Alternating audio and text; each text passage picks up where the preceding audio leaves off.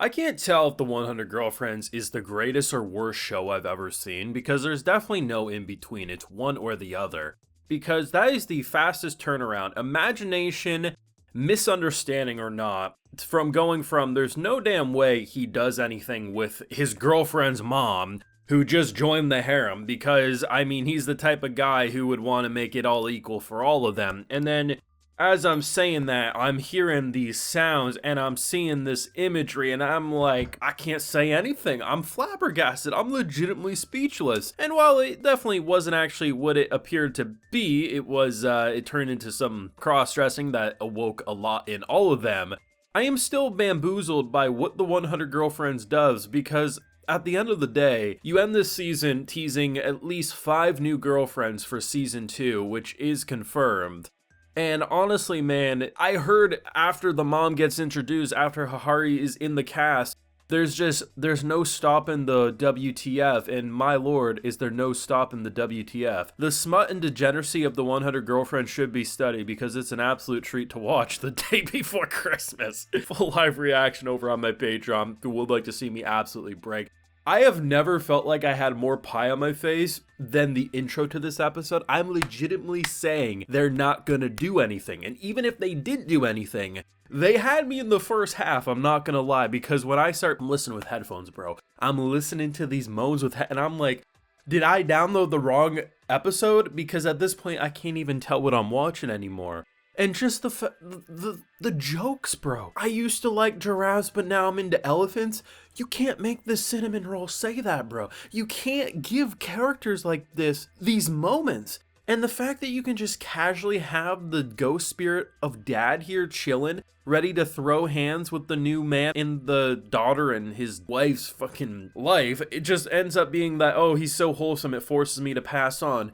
I'm thinking, man, doesn't this sound like Rentro's VA? Because it really does when you think about it. Now, that could just be because of an artistic direction, because at first I'm like, oh, what if, Rentro got reincarnated and this is him? But I don't think I've ever seen a show where, like, if that was the case, they both interacted with each other, both past life and current life like this. So I'm kind of under the assumption it was just someone who did die like 16 years ago, but they definitely look a lot alike, which could just go into the whole soulmate. Like, that's why Hahari was always destined, because even if her first love was taken, her next love was going to be very much, being able to fill in the spots that were left. I mean, the hair just was a bit longer, the voice sounded just a little higher pitched, but in general, it is interesting to see, because something I remember reading, just like fan theories early on, was that, like, when you think about it, right, Rentro is connected to 100 girls, and if they're not together, they end up dying some horrible, horrible death. And when you think about the fact that Hahari was in a loving relationship, like a truly loving relationship prior to this,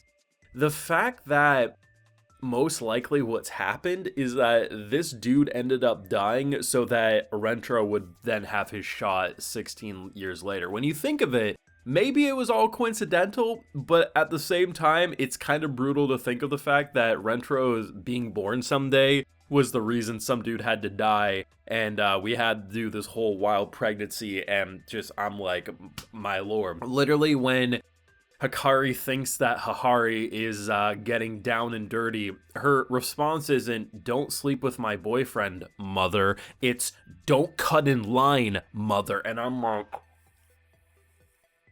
how? How is it that they made Carne, of all characters, my least favorite of the girlfriends, potentially the most logical and best in this cast? I still say, go with the mother and no one else. That is my answer. But in terms of actually picking a favorite girl at this point, I was thinking she was in the middle. I'm putting her at the top at this point. I 100% am.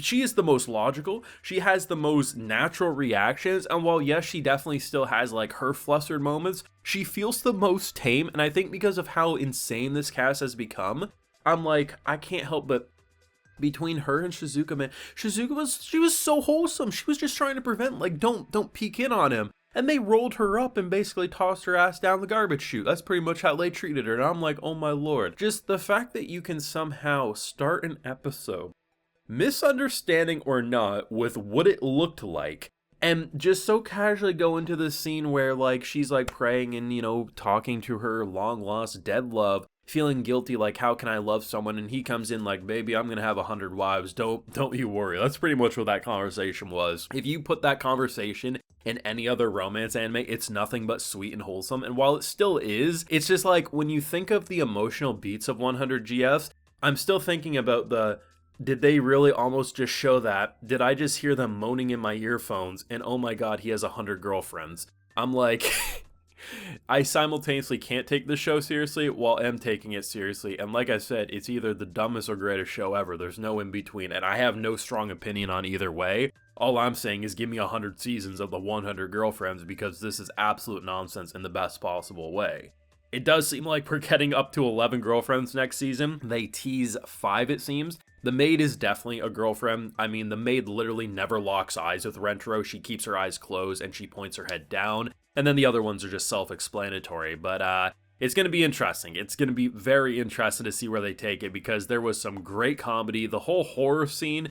My boy can actually meet a ghost, and I'm pretty sure he did meet a ghost. I don't think that was all in his head. The fact that he can meet them and be perfectly fine, but you have a couple of girls smacking their face on the window. I mean, it was pretty freaky, you have to admit. They did look like horror villains. I mean, our one girl looks like she was the girl from, I forget the name of the movie, but the one where, like, they come out of the well and they climb through the TV. That's what she looked like after she fell into the bath. But Jesus, man, the memes, the references, and just the shifts in art style, this team is having way too much fun adapting it, and it's crystal clear. I need behind the scenes of their vocal recordings, because it's absolute nonsense in the best possible way. Overall, I think the 100 Girlfriends might be the silliest, stupidest, most what the hell thing I've watched in so long, and I can't wait for more. I think the degeneracy of this show and how they can blend it into such a comedy, romantic, what the hell nonsense mess should be studied. But oh my lord, I mean, I remember reading early into this season in one of my comments saying how the author would struggle sometimes trying to find out how to create a new unique girlfriend scenario,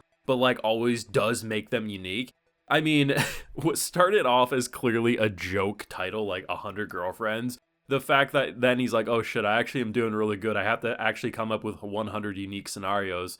This dude, man, bless his heart, but Godspeed, soldier. You are in for one hell of a manga run, that's all I'm saying. However much we get to see in the anime, I'm here for. That rooftop is about to be packed, especially because your MILF who's dating an underage student girlfriend is now chairwoman of the school, and of course she is. Let me know what you thought of this season or episode down below. Leave a like if you enjoyed, subscribe if you're new around here, of course ring that bell so you get notified when I upload more to the channel. Like I mentioned, we have the full live reaction over on my Patreon, and hey, while you're over there, you also get a video shout out. Alright, so today we have Arthur Kunha, Fabian, Tychos, Tranugan, Edray Z, Tony X, Creative, and Daniel Darby. So I appreciate the support, everyone. Have a great holiday, and see you next time.